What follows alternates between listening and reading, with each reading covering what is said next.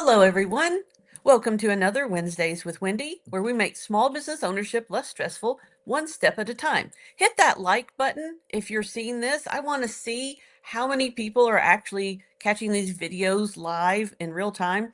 It will help me know if what I'm doing is resonating with you, if it makes any sense, or just, if you're seeing it, it will help to know who is seeing this. So please do that real quick.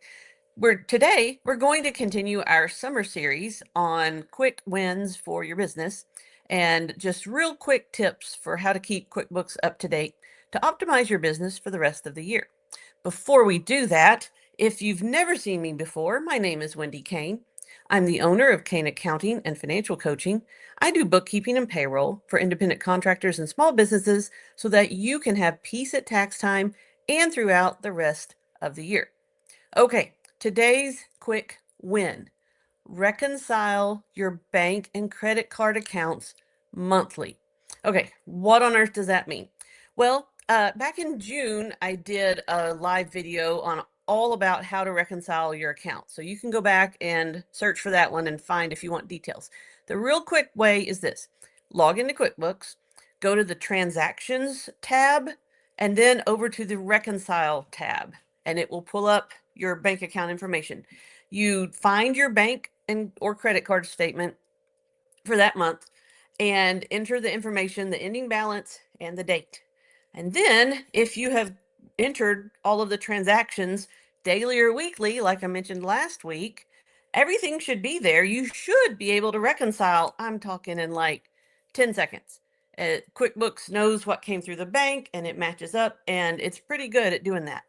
If for some reason it doesn't, then you have to take a little more time and figure out why. So why do we do this? Why does anyone care? Well, the bank statement tells us what happened in real life. IRL, as the kids these days are saying. This is going to tell you what deposits actually got made, what expenses, checks, debits actually came out of your account.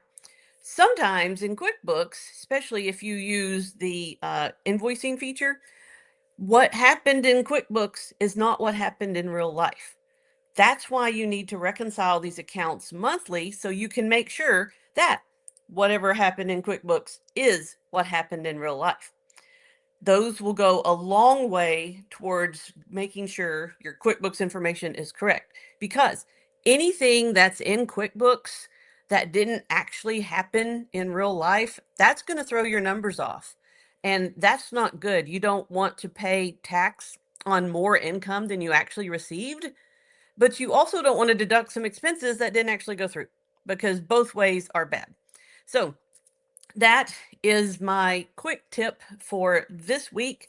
Reconcile your bank and credit card accounts monthly. It should be pretty easy if you're keeping up to date on entering transactions in QuickBooks.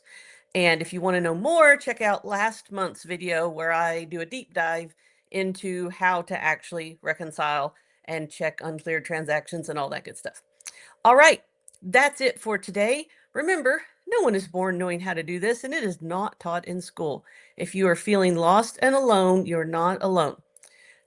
Like this post, go to my website. If you want some help, you can book a consultation, sign up for my newsletter, do all the things there. Y'all have a good day.